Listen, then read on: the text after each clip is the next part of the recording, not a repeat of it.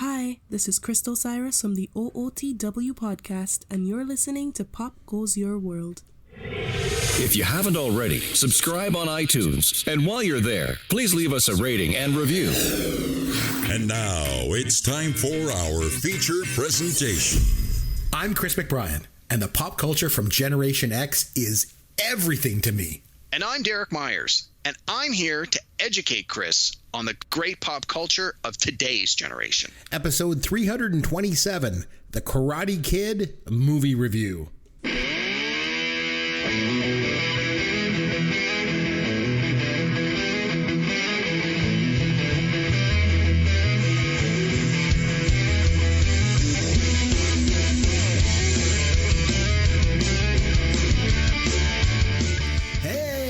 Chris McBrien along with Derek Myers, and this is Pop Goes Your World, the pop culture podcast for the generations. Now this week, Derek and I are going to go back to 1984.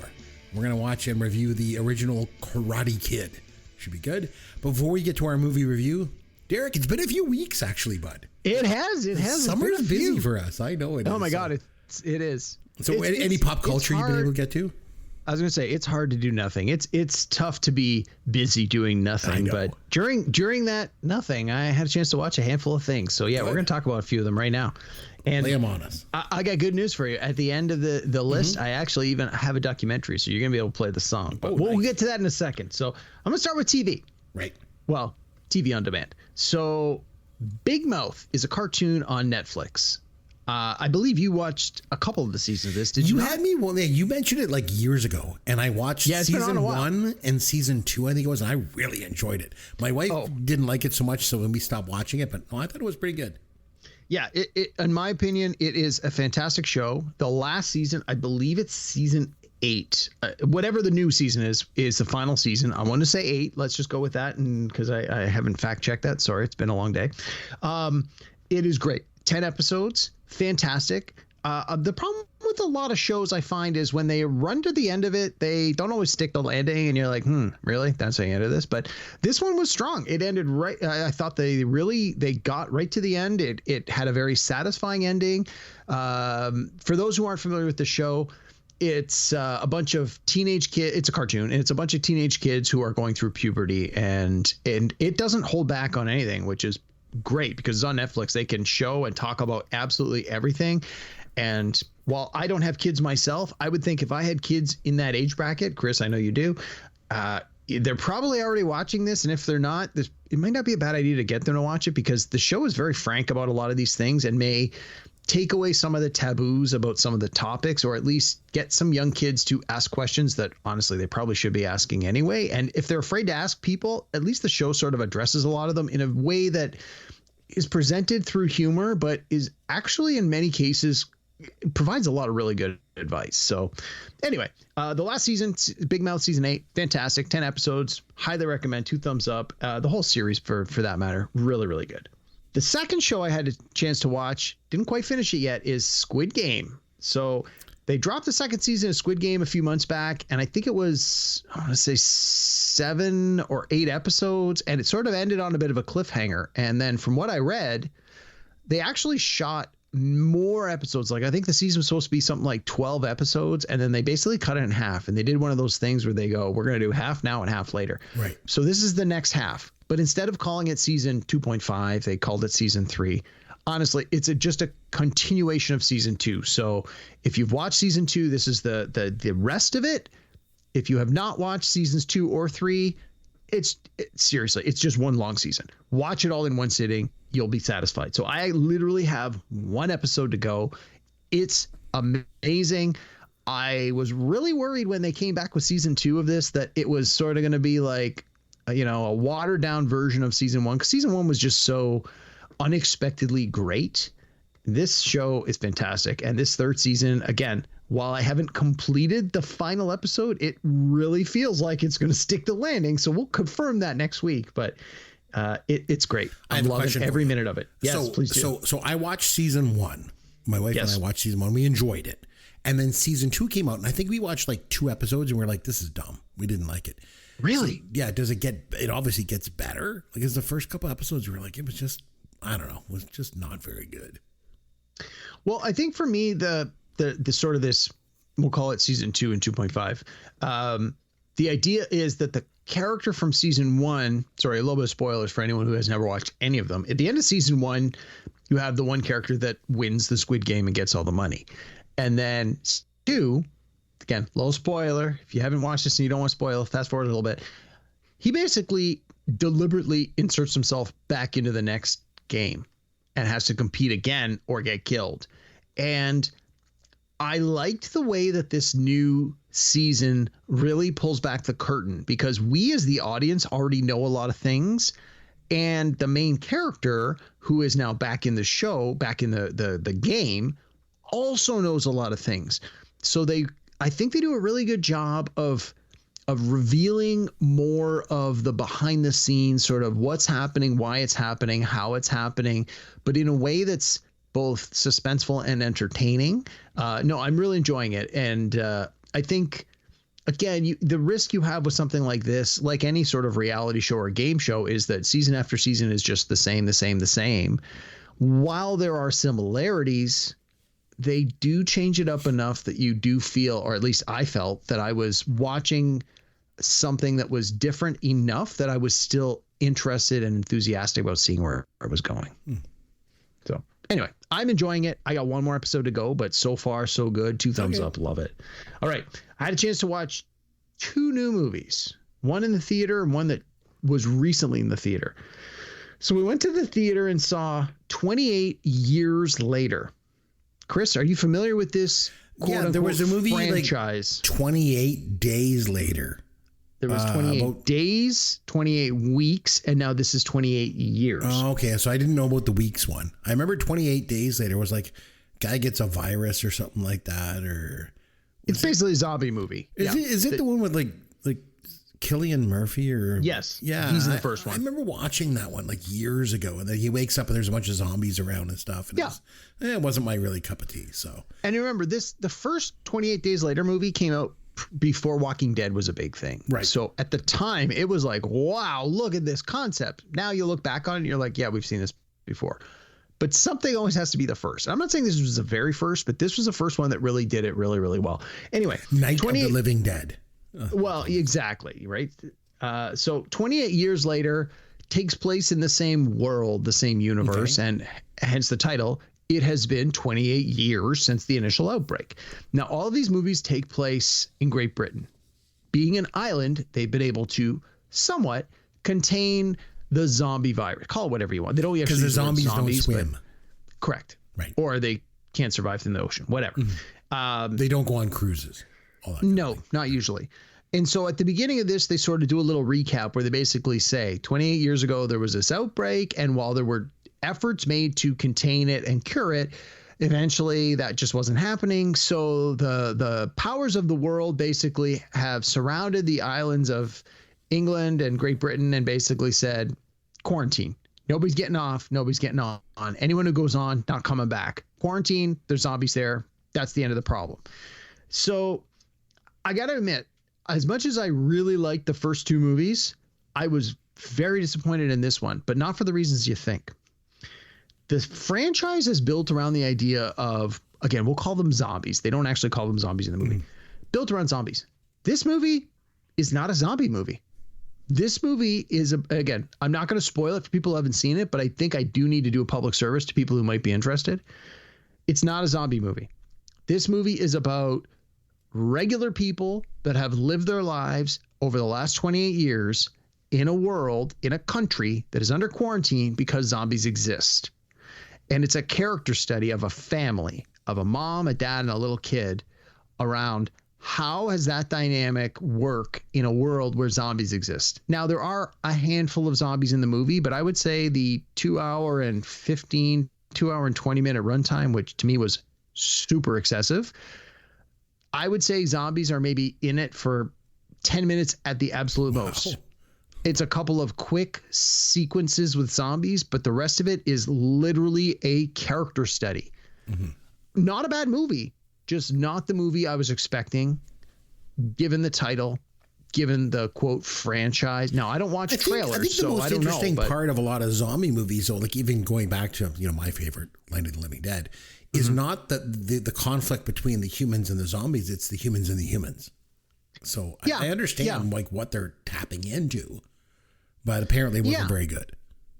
Well, I mean, the movie itself was quite good, but it just was not what I was expecting. And so because it wasn't what I was expecting, I was disappointed.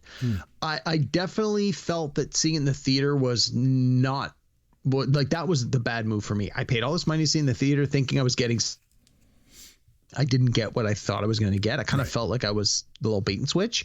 I would have seen it eventually one way or the other, and I'm glad I saw it. But yeah, anyone thinking they're going to see more of what you saw in the first two movies, you will be disappointed. That's not what you're getting. Not a bad movie, but maybe wait for Netflix, Amazon, Crave, HBO, one of those things to watch it. Yeah. Sure. And then finally, this one, A+, 2 thumbs up, Sinners. Recently came out in the theater, just dropped on Crave and HBO this weekend. Chris, do you know anything about this movie? I've heard it on social media. I heard some people saying it was good, but I don't know anything about it. So it's so good.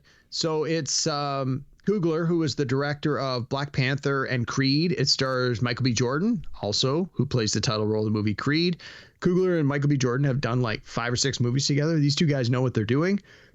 This movie takes place in like I want to say the 1930s, 1940s ish, somewhere in the southern U.S. And it focuses on predominantly a black characters, black cast, and it becomes a vampire movie. It's sort of sold as a vampire movie. It's not. It is, but the vampires are not really the big rah-rah of the movie. It's more like a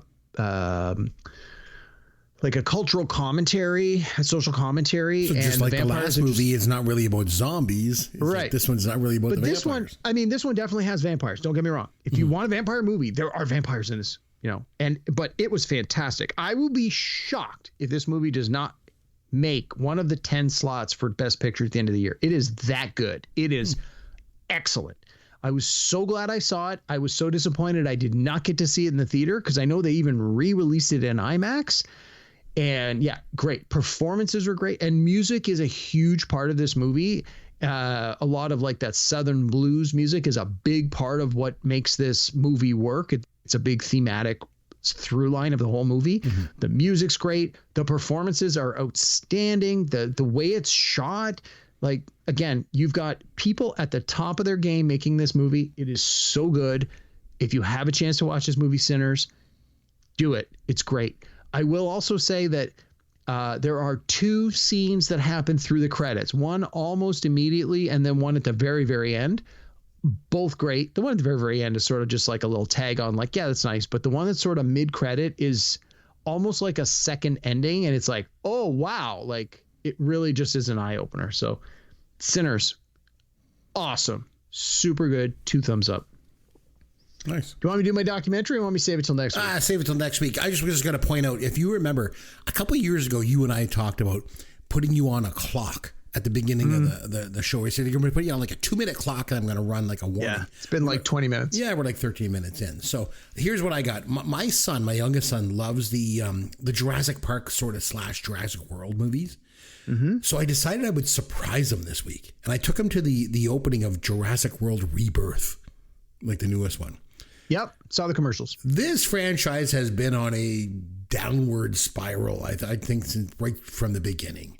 The original film, of course, I love. It was amazing. It's one of the greatest science fiction films of all time.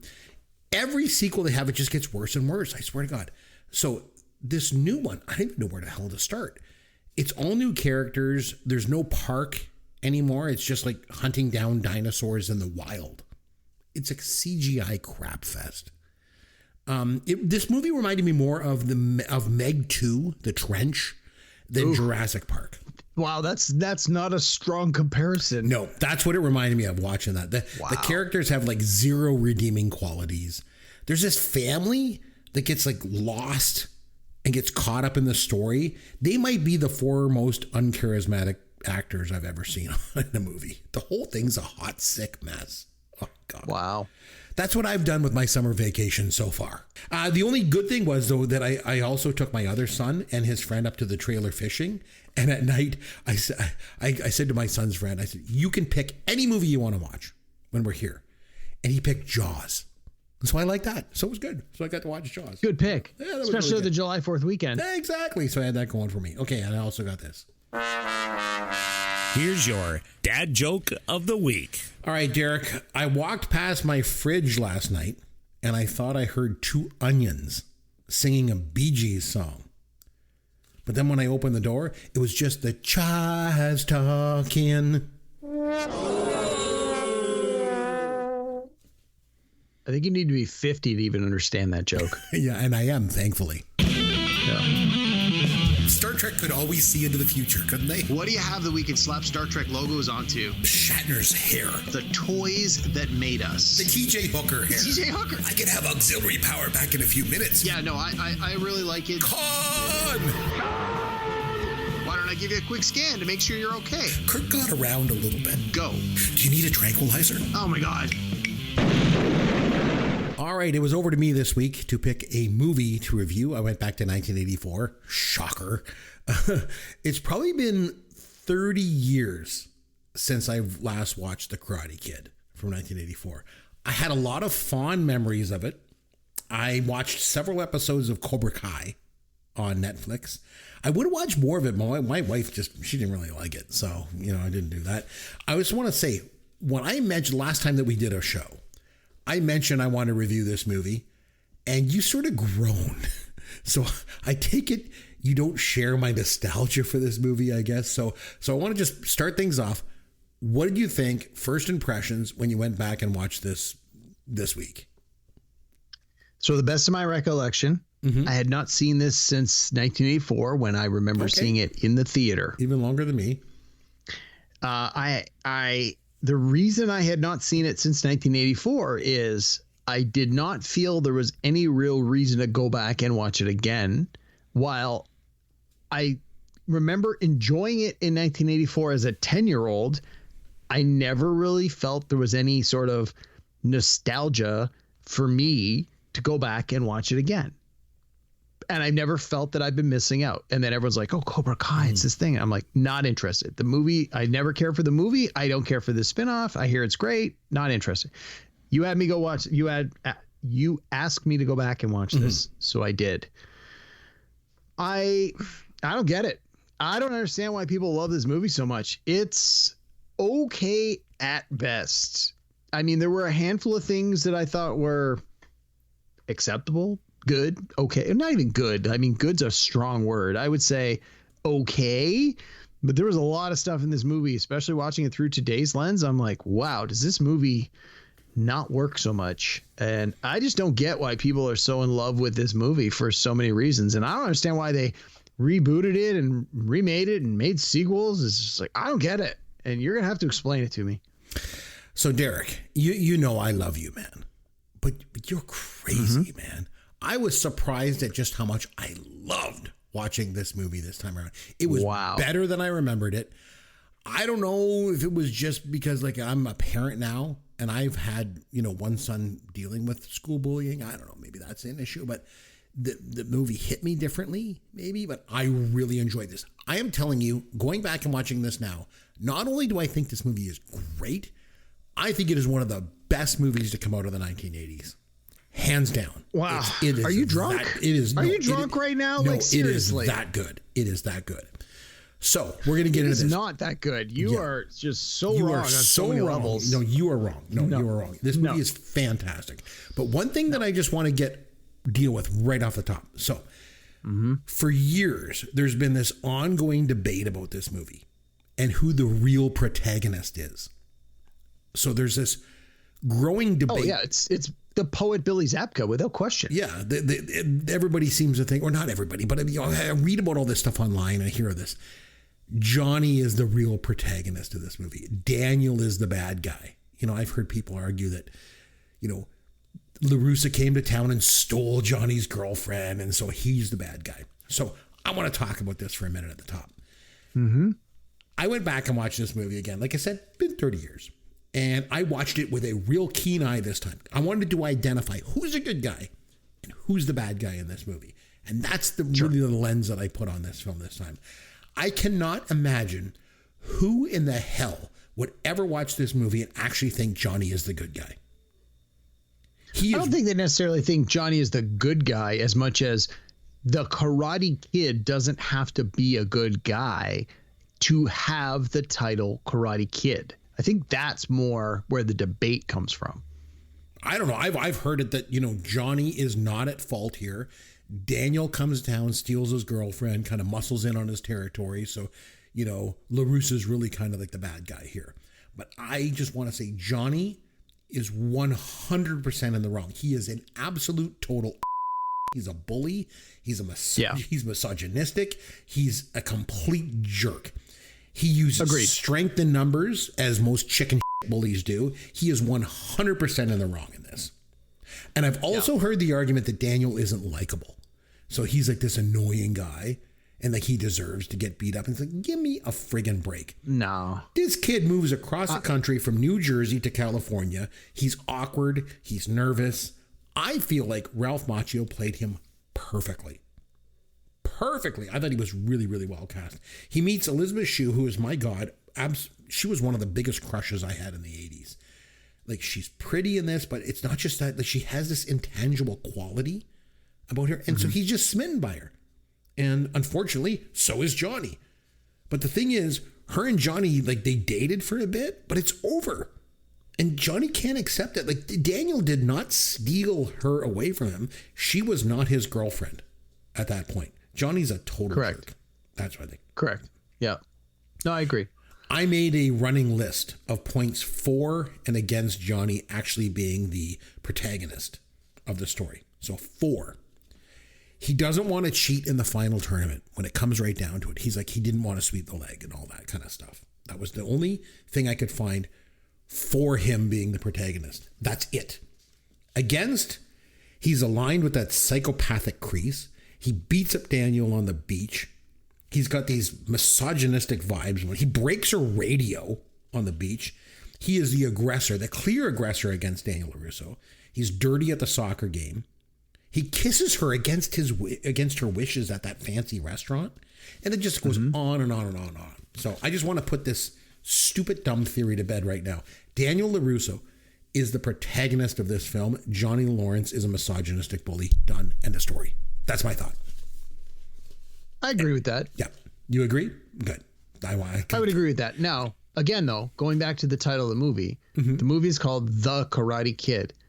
I can see arguments both for and against who should be the title character of Karate Kid. I'm not saying it has to be the hero. I'm not saying it has to be the good guy. But that is where a lot of the discussion comes from is Johnny the Karate Kid or is Daniel the Karate Kid? I'm arguing both could be considered it depending on circumstance and how you want to look at it. Okay, that's fine. Because I even found that because this ongoing debate has been going on for years. And even Cobra Kai, if you watch it, kind of plays into it a little bit. Because from that story, you've got Daniel is now successful. He's got a good business and he's got this, beautiful wife and he's got this nice family. And he is kind of playing up the karate win at the tournament and stuff into his fame locally to run this successful business. And Johnny Lawrence is down on his luck. It's like they've reversed roles in a way. So I don't know. I just disagree with the whole thing. So I just want to bring that up. Okay, we always talk about the box office. We've done 1984 before. The number one film in 1984. You've mentioned it more than once. Was 84 Ghostbusters? It was Ghostbusters, followed by Indiana Jones and the Temple of Doom. Gremlins, The Karate Kid was number 4, believe it or not. Wow. And rounding out the top 5 was Police Academy. And then as we go down further, Footloose was number 6, Beverly Hills Cop number 7, Star Trek 3, The Search for Spock was 8, Terms of Endearment, and Romancing the Stone number 10. But solid list. Those are just movies released in the calendar year 1984. Those are that made their money in 1984 because Beverly Hills Cop came out in, let me just see here. It came out in December the year before, didn't it? In 1984. Yeah. So it actually outgrossed Ghostbusters if you take all of its grosses. It just made most of its money in 1985. So there's that. Sure. All right. So I want to talk a little bit about the director. I think I want to start there. John G. Avildsen. He's a very interesting, somewhat amazing director too. Probably the perfect guy to direct this movie because he directed the original Rocky in Oh, wow. 1976. I'm just looking up his IMDb now. Yep. Yeah. He won the Holy Oscar cow. for Best Director that year. Wow. And I had no idea. He also directed Jack Lemmon to a Best Actor Oscar for Save the Tiger in 73. But one of the most interesting things about John G. Avildsen for me is he directed John Belushi's last film, Neighbors, which was just a hot, sick mess. You know, No kidding. He constantly argued with Belushi and Aykroyd because they knew he didn't know comedy and he was tanking that film. But he was like the perfect guy to direct The Karate Kid after doing Rocky. I feel. I was going to say, he also did Lean on Me with Morgan Freeman in 89, which was great. And The Power of One in 1992, which was also a really good movie. And 8 Seconds, not a favorite of mine in 94, but I know a lot of people love that. So, wow, he's really got it. Between that and Rocky and The Karate Kids, wow, he's got a pretty good resume going here. Yeah, he does. Okay, so we'll talk a little bit about the cast. So I feel the cast in this movie is just incredible. So well. Yes, agreed. Oh, man, so Ralph Macchio, like I said, I thought he was perfect as Daniel, and this was him at his peak. He did a few other things back in the 80s. He was in The Outsiders. I remember him in this movie called Crossroads. He was a guitar player. It wasn't very good, but he was so good in The Karate Kid that he was basically typecast for life. You know, I had to look up how old he was in this. Do you know how old he was when he made this movie? Oh God, I remember he was old, but he just looked so young, right? Yeah.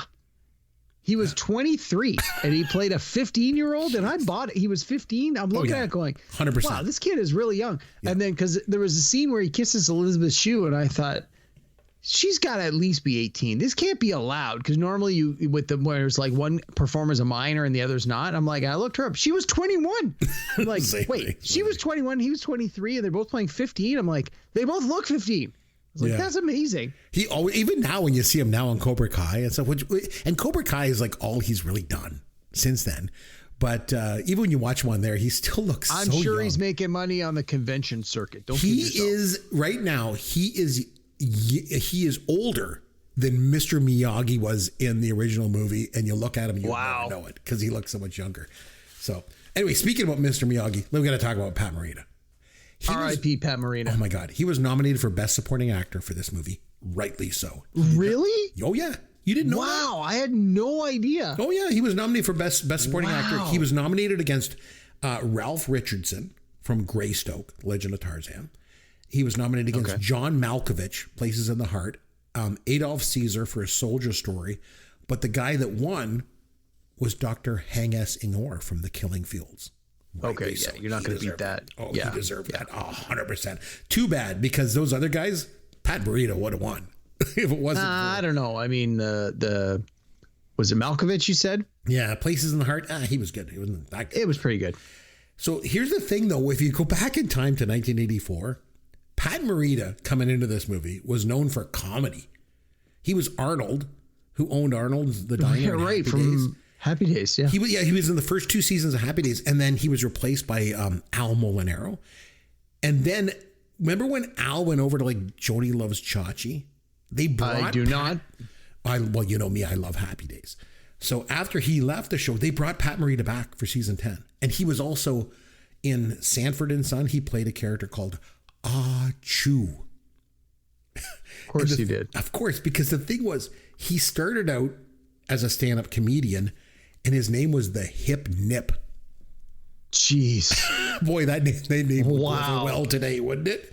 Jeez, the 70s were a different time. So he was the Hip Nip and basically leaned into these Oriental stereotypes. And then he played into them again on Happy Days and on Sanford and Son. So coming into this movie, the idea that this guy was going to be in The Karate Kid as this old wise wizard in a morality tale, it was ridiculous. Mm-hmm. So when he pulled it off, and he was amazing, I think it just caught everyone off guard. It probably helped him get the Oscar nom. But yeah, that's fair. You have to realize, like, going into this movie back in 1984, you could not imagine Pat Morita as this quiet, gentle, wise mentor. It'd be like Ben Kenobi is going to be played by Monroe from Too Close for Comfort, you know, or it's like we're gonna make Alien, but Ripley is going to be played by Edie McClurg. Like, it was like on that level, like the fact that this guy was in this movie. But man, did he pull it off! I think if you asked 100 people who the greatest mentor in film history is, I bet 99 would say Mr. Miyagi. Like, he was that good. I think a lot of them would. Yeah, I agree. God, he was good. And Elizabeth Shue, man, where do I start with her?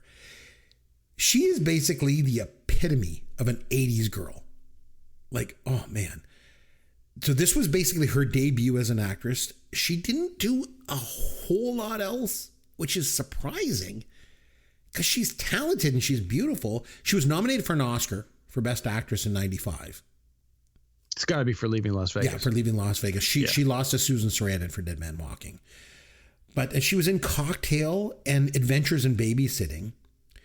And she replaced Claudia Wells as Michael J. Fox's girlfriend in Back to the Future sequels. But yeah, in 2 and 3. Yeah. Other than that, you didn't really hear much else from her until she showed up in Cobra Kai, right? Well, and she's been in the TV series Boys. She was in The Boys the first couple of seasons as one of the villains. Okay. Again, great role. But with that show, there was such a huge ensemble. She wasn't getting a tremendous amount of screen time, and I think she was first season, if I remember correctly. But okay, and then we got to talk about, of course, William Billy Zabka. I would say if Mr. Miyagi is one of the all-time greatest movie mentors, which he is, Johnny Lawrence has to be one of the all-time great movie bad guys. Like, he was so good. And it really just typecast him, right? He didn't do much else either. He was in Just One of the Guys. He was in European Vacation. And then he just did a bunch of crappy stuff. You had me watch him in, Hot Tub Time Machine? Wasn't that the one he showed up in? Was he in that? Really? Yeah. I remember you had me watch that, and I was like, yeah, there he is. I did have you watch Hot Tub Time Machine. I just don't remember if he was in that or not. It wasn't until he sort of came back as Johnny Lawrence in Cobra Kai that it really was anything that people kind of watched. You know, he just kind of was languishing out there for a while. Other guys in the cast. Martin Kove. Want to talk about him. He was typecast after this as well. He played Kreese, obviously. He was in Rambo First Blood Part 2. And that was about it, really, until Cobra Kai came out. I didn't really recognize him from anything else. I'm just looking up his IMDb now. Yeah, nothing's jumping out at me. I don't know if you've ever seen the sequel, Karate Kid Part 2, but he was in the opening scene of that when he gets beat up by Mr. Miyagi in the parking lot. Remember? I don't. I saw it in the theater, and that was the one and only time I've ever seen it, and don't remember it very well. So that movie opened up with him basically in the parking lot. He's like berating the Cobra Kais for losing, and he's like calling them all out. And then Mr. Miyagi comes in and beats him up. That scene was originally shot to be the final scene in Karate Kid, and they cut it out. I'm glad they did too. I'm glad they did too. I thought way better ending. Very well, yeah. Yeah, way better. Because it ends with like Mr. Miyagi nodding his approval. It's like I was gonna say I was very impressed by how the last shot of the movie was Mr. Miyagi. Yeah. I was like, good, little nod, literally and figuratively. It's him nodding. It's like, yeah. We sometimes like to look at some of the actors that didn't get cast in the movie. So Kyle Eastwood, who's Clint Eastwood's son, auditioned for Daniel, didn't get the part. And Toshiro Mifune is like probably the most iconic Japanese actor of all time. He was in Kurosawa's Seven Samurai. He was in Shogun, the TV series from 1980. And he was supposed to play Miyagi. But the thing with him was he was known for like these sort of hyper masculine, aggressive characters. I don't know if that would have pulled it off from Miyagi. And also, every American film that Mifune ever did, they dubbed his voice because he had that thick accent. So I don't think he would have pulled it off. Apparently, the producers offered the role of Kreese to Chuck Norris. Wow. But he turned it down.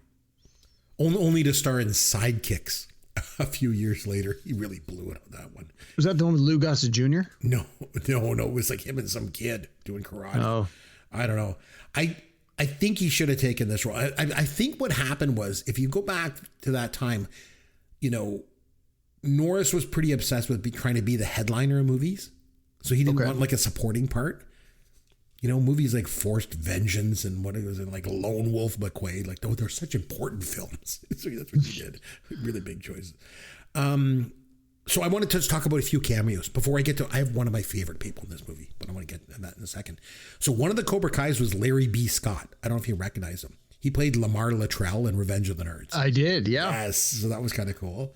And when Daniel first gets to California, he goes into the apartment complex. Did you recognize the old lady that was sitting by the pool with her dog? Vaguely. I sort of recognized her. I don't remember who she was. Happy Gilmore's grandma. Oh, yeah, that's totally who it was. Yeah. And Steve McQueen's son, Chad, was the bleach blonde Cobra Kai guy. Okay. Frankie Avalon's son was one of Daniel's friends at the beach scene. And at the Halloween party, the guy that smashes the egg on Daniel's face is Todd Lookinland, Mike Lookinland's brother. Yeah, Mike Lookinland was Bobby Brady on the Brady Bunch. Oh, okay. So it was like all these like famous people's like relatives were in there. Everyone cashed in their nepotism card. I guess. Yeah. My kid needs a job. Put him in this movie. Put him in the Karate Kid. You know, it's the 80s. He can invest it. I want to give a special shout out to Randy Heller. She played Daniel Larusso's mom. I thought she was outstanding when I was watching it. I remembered her a bit, you know, from years ago, but watching it now, man, she was good. So up until this movie, she just basically did TV guest spots. She was on like Quincy and The White Shadow. And then after this, she went back to TV roles again with like Who's the Boss and Alf and Night Court and stuff like that. I felt watching this, the scenes with her and Daniel were some of the strongest scenes in the movie.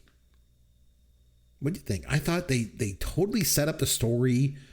She's a single mom and she's just doing her best to give her son a better life and she's struggling. I love the scene when her and Larusso are talking about how he never got to be part of the decision to move out there. And oh man, and then there was that great scene in the restaurant. They're having a conversation and she has to go. She's got to go. She's busy. And Daniel just keeps having a conversation as if she's still there. Yeah. It's like where he's talking about the girl? Yeah. And he's like, oh, you know, this and that. And she's this and that. He needs a parental figure. So that's where Miyagi steps in, right? So, I don't know. I thought she was really great in it. But so speaking of that, so I'm watching this movie and I'm watching the relationship between Daniel and Mr. Miyagi. And in the 80s, it's very appropriate. Like it's very casual. It's, you know, to your point, there's no male role model in his life. He's getting the crap beat out of him. This guy's the super at his building.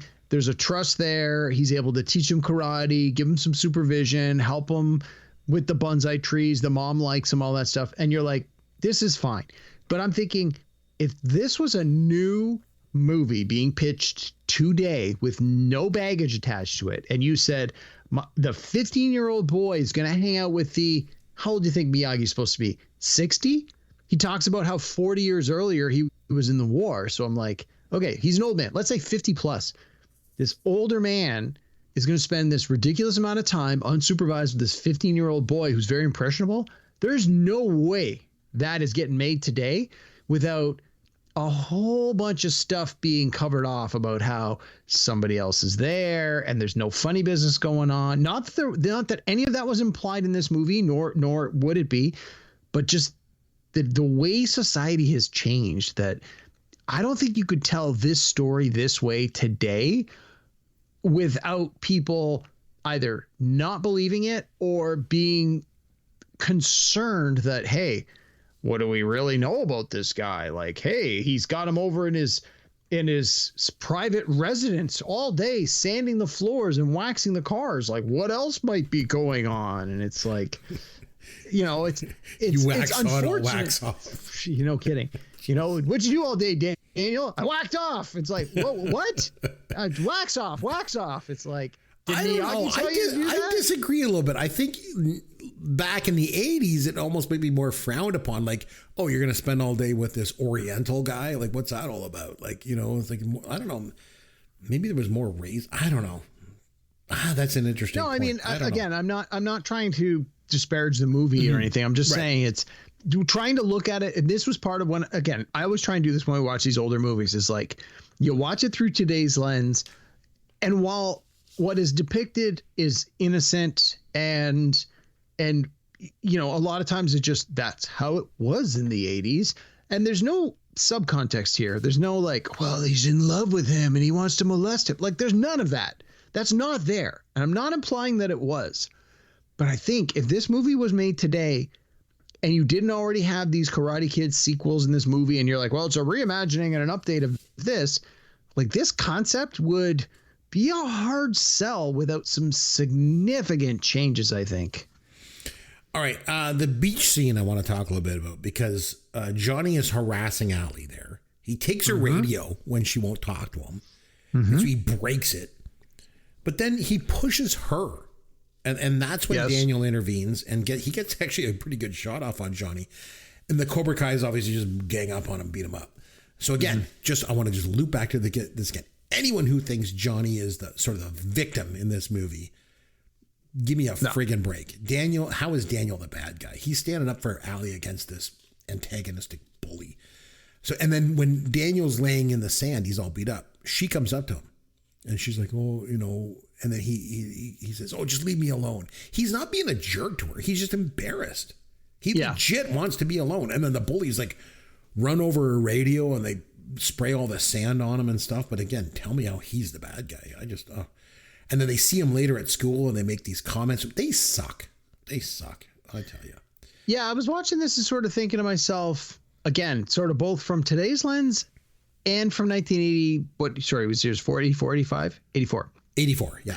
And I'm like, where are the parents in all of this? Like, I'm not saying, oh, my kid got in trouble and the first thing he should do is run to the mom and the mom should go to the other parents. But like, there was physical altercation. The kid's got a black eye. Like, at that point, where's the mom to go to the other parents or go to the school and be like, hey, this kid beat up my kid? And then you sort of go, well, what was the circumstance? Well, you know, he assaulted this girl and he broke her radio. My kid tried to step in to help this. It's like, nobody's going to fault Daniel at this point. Everyone's going to go to the other kid and be like, hey, you beat a bully. Now, again, I know this didn't really happen in the bullying definitely happened in the 80s, but the confrontation and the consequences probably didn't happen in the 80s, especially that later in the movie we find out the kid is wealthy and he's from a good family and he lives in the right neighborhood and all that. So that might have even been at part the of soccer game when he gets his goons to go after him. Yeah. The coach only sees Daniel do it, so then he thinks sort of Daniel's the aggressor.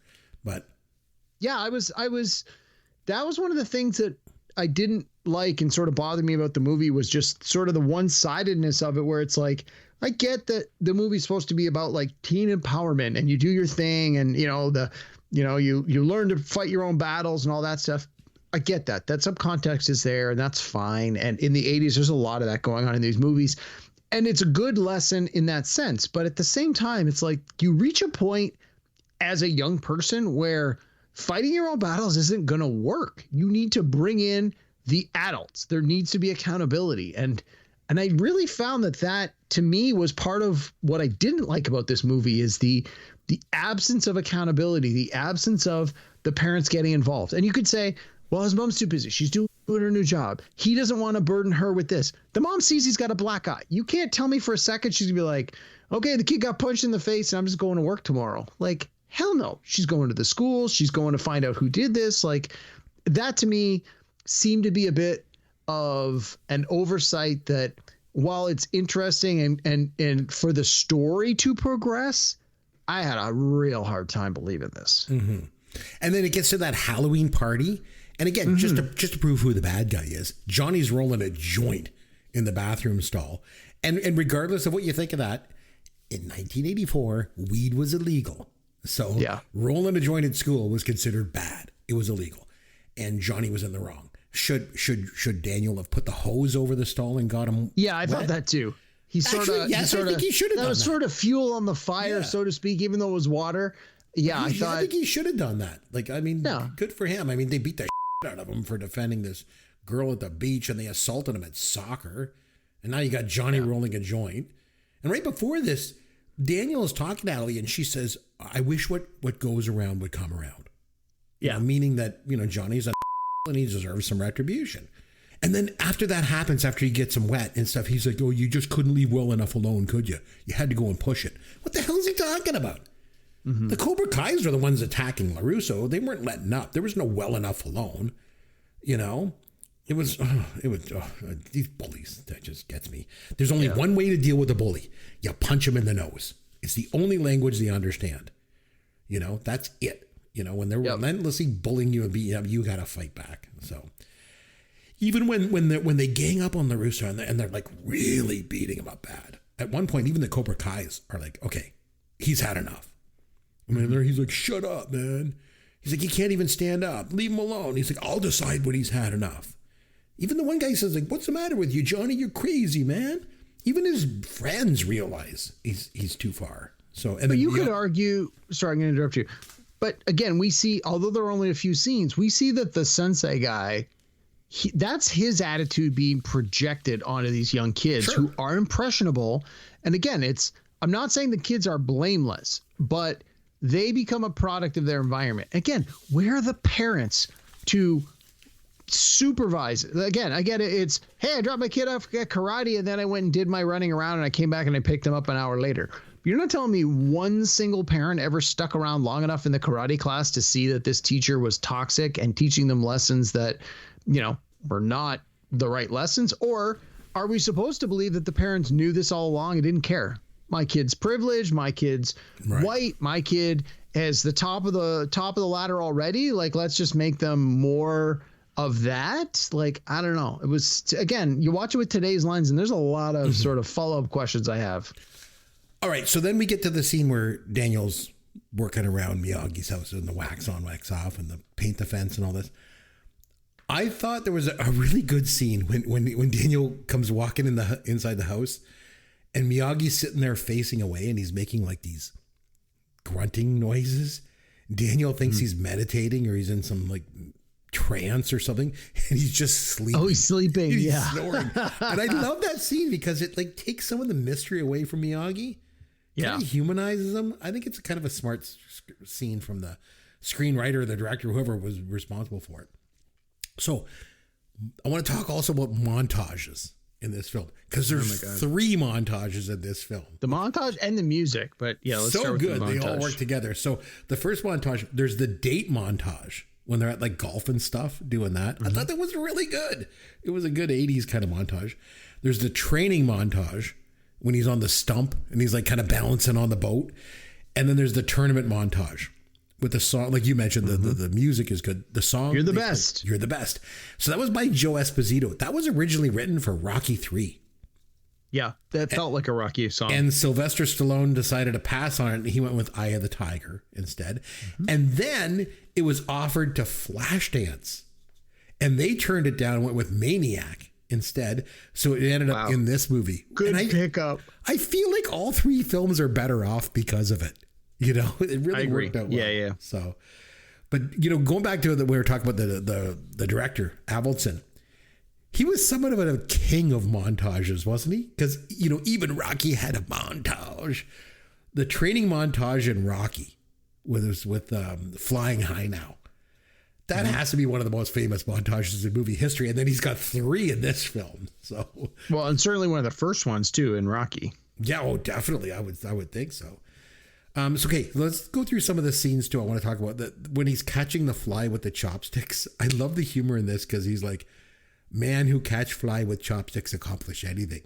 And he does it. He's like, hey, I did it. I can accomplish anything. He's like, first accomplish paint the fence.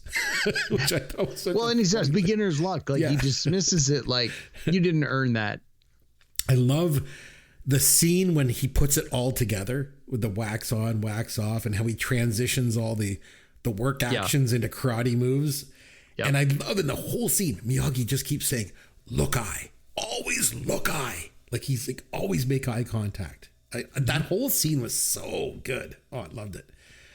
Also the rednecks on the beach when Miyagi uses the karate chop to break the beer bottles.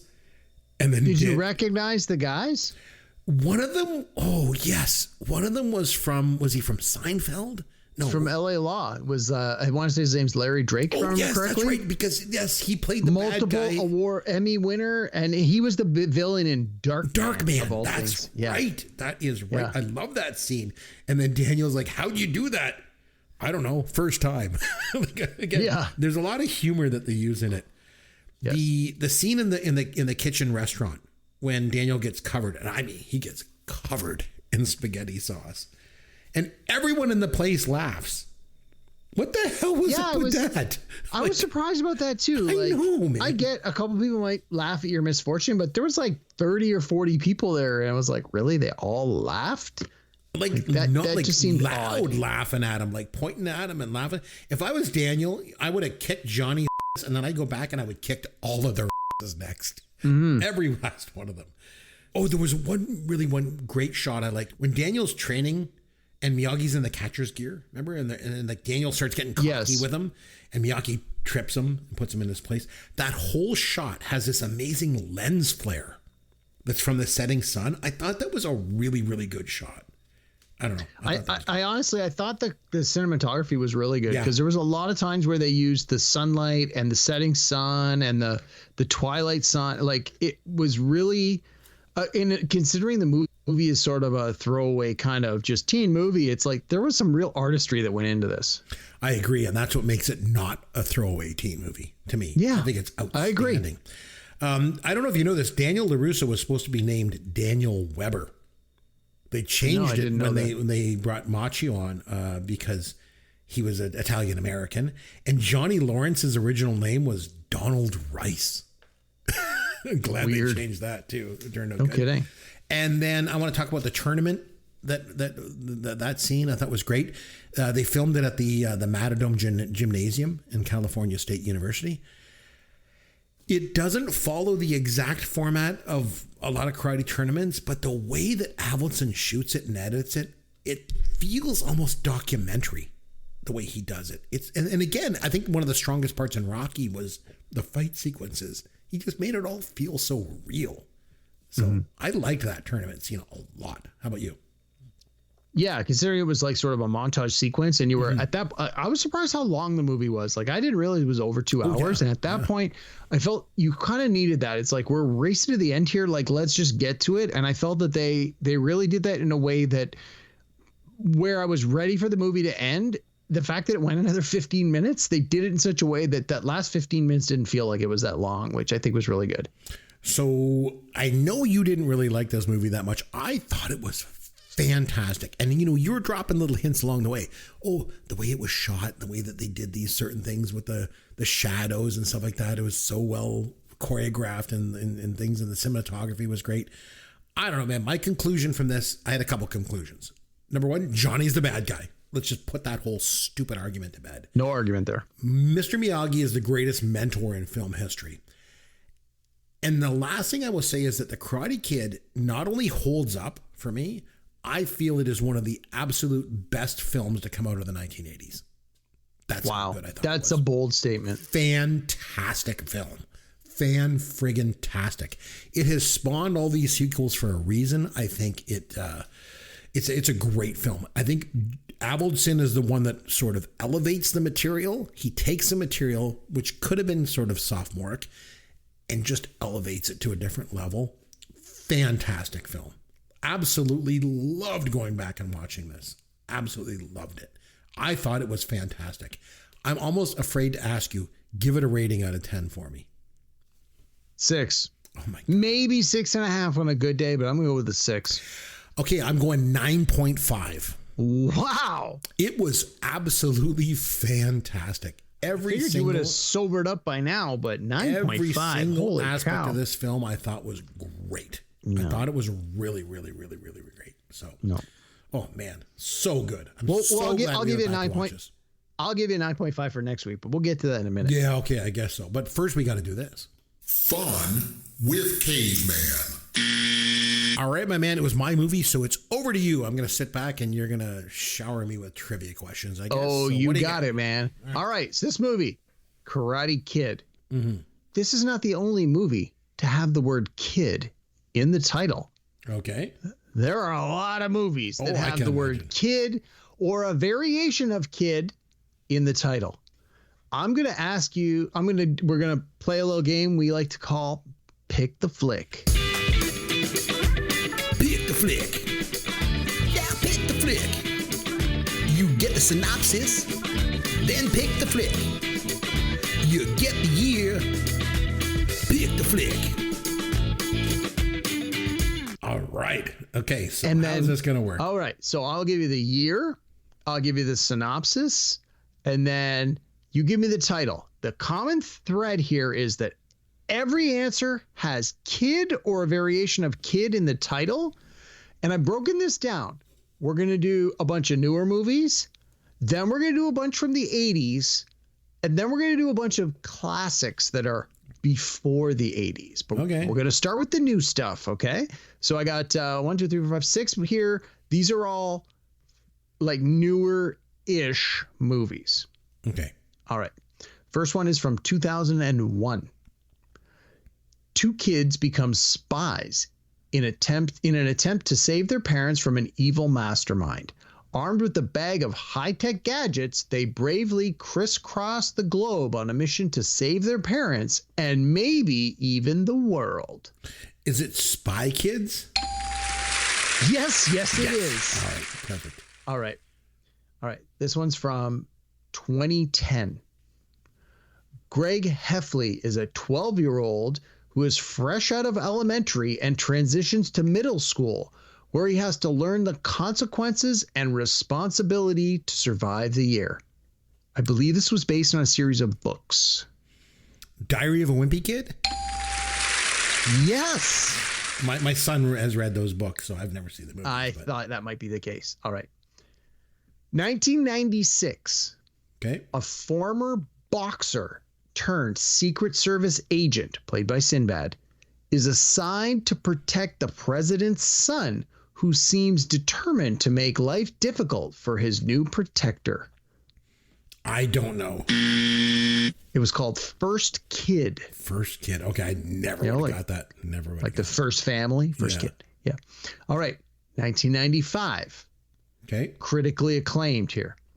A day in the life of a group of teens as they travel around New York City, skating, drinking, smoking, and deflowering virgins. Isn't it just called Kids?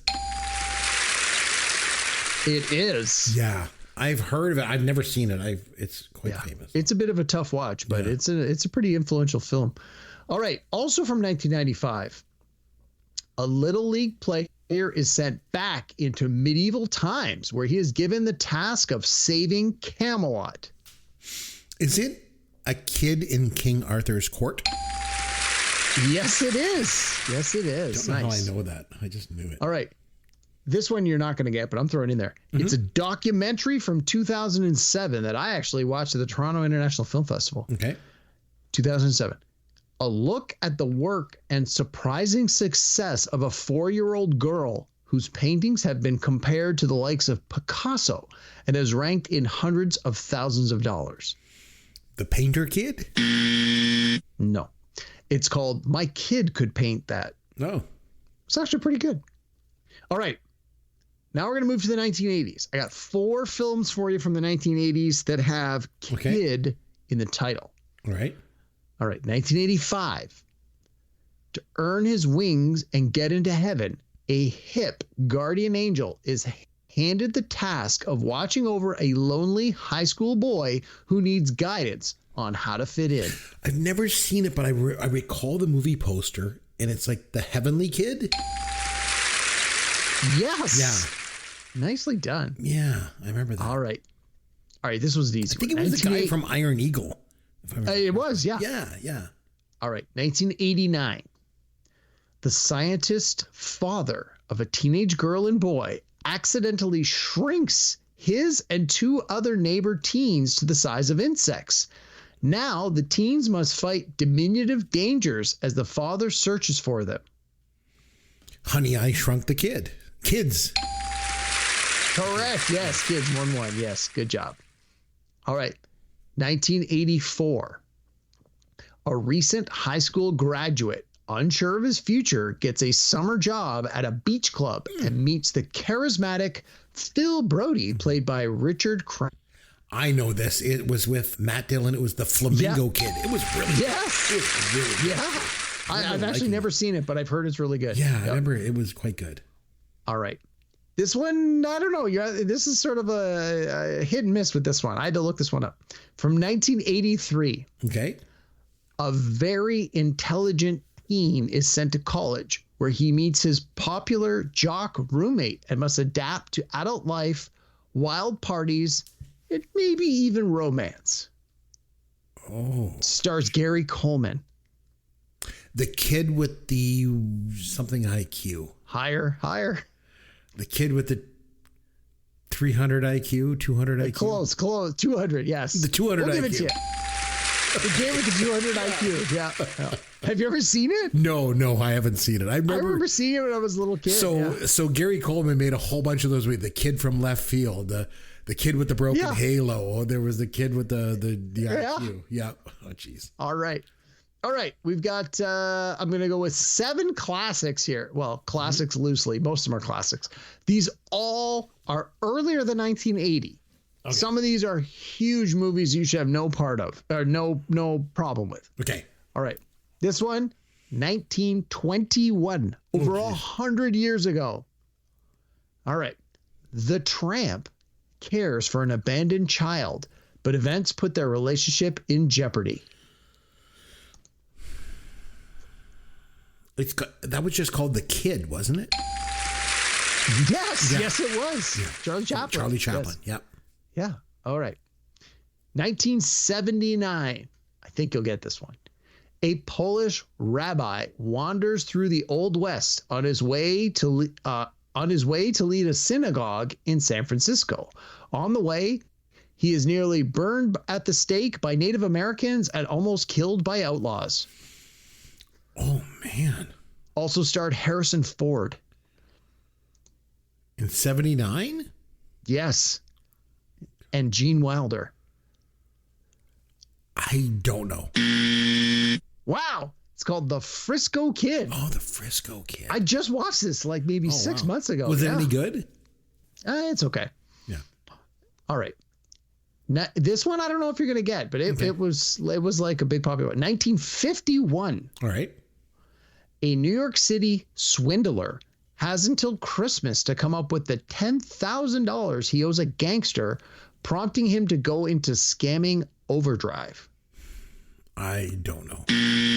It was listed as a classic. I never heard of it. It's called The Lemon Drop Kid. Oh, I've heard that title before. Yeah, I'd heard of it too, but okay. Yeah. All right, we got a couple of ones that I'm sure you're going to get here. 1969. Okay. In 1890s Wyoming, when a train robbery goes wrong, 2 robbers find themselves on the run with a posse hard on their heels. No idea. Billy the Kid. No, Butch Cassidy and the Sundance Kid. Come on, man. Geez, I figured this was the easiest one of the group. Oh, man. All right. I've blown it. All right. Don't forget that answer, though. All right. 1973. A former outlaw is hired as a lawman on behalf of a group of wealthy New Mexico cattle barons to bring down his old friend. Is that Billy the Kid? It's partly Billy the Kid. It's Pat Garrett and Billy the Kid. Okay. There you go. We'll give you half points for that one. I'll take it. Okay.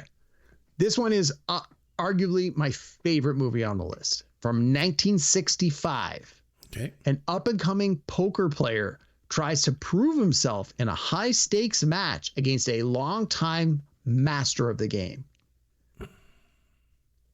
Stars Steve McQueen. I don't know. Really? I have no idea. The Cincinnati Kid. Oh, jeez. Come on, man. That movie's awesome. All right. This one you're not going to get, but I just had to include it because the title was so amazing. All right. It's from 1966. Okay. Dracula travels to the American West, intent on making a young and beautiful female ranch owner his vampire bride. Her fiance, a reformed gunslinging outlaw, finds out about it and rushes to save her. I don't know. Billy the Kid versus Dracula. My God. I'm like, wow, that movie, the title alone has me interested. I got to try to find this. It's probably awful, but I was like, I have to include this as my last one. So anyway, you did pretty good. I did not do pretty good. I got slaughtered on that one. No, you got a lot of them. You got all the big ones anyway. No, a lot of movies had kid in the title, like more than I expected, to be honest with you. Oh, and that just couldn't come to mind, some of them. All right, so I did The Karate Kid this week, so it's over to you, Derek, to choose a movie for us to review. What are you thinking for next time out? Well, this one was from 1984. I figured we should go a little fast forward, maybe about 30 years to 2014. That's kind of your speed, yeah. Yeah, we're going to go 2014. And I figure if you made me watch a movie that was about karate, I got to make you watch a movie that's about like martial arts and fighting as well. I don't know if you've ever seen this movie, but it's way better than Karate Kid. No way. And it's a little movie called John Wick. Have you ever seen it? I'm glad you're making me watch it. I have never seen. Now there's like John Wick 4 and stuff. I'm like, there are 4 movies. And I saw that, like 5 movies. Oh my God, so good. I don't know if it was on Netflix. I'm like, what the hell is this John Wick stuff? What's going on? So. Oh my God, so good. Okay, well, I don't want to oversell it, but I guarantee it's better than the Karate Kid from 84. It is not better than the Karate Kid. Well, we're gonna have that discussion next week, but it is damn good. I actually watched this a few weeks ago. A friend of mine was here. We were just flicking around and looking for something to watch late at night. And I was like, hey, it's John Wick. You ever seen it? He's like, no. I'm like, well, why don't we just watch 20 minutes and see what, and the next thing you know, we watched the whole movie. It is great. 2014, John Wick. Give it a watch. That's all I'm going to say. We'll come back next week. If you don't like this movie, we can't be friends anymore. That's no pressure, but I'm putting that out there. Keanu Reeves. Isn't that who it is? Yes, it is. I'm sure it'll be okay. I mean, if it spawned, all these sequels, but there's no way it's better than the Karate Kid from 1984. Well, we will have that discussion next week, and I think I'd be shocked if you don't change your mind. All right. Well, I guess we'll have to figure it out. But until then, I'll tell you what, I'm Chris McBrien on behalf of myself and Derek Myers, and of course our producer Sloth behind the scenes. We all want to say thanks for taking the time to listen to Pop Goes Your World, the pop culture podcast for the generations.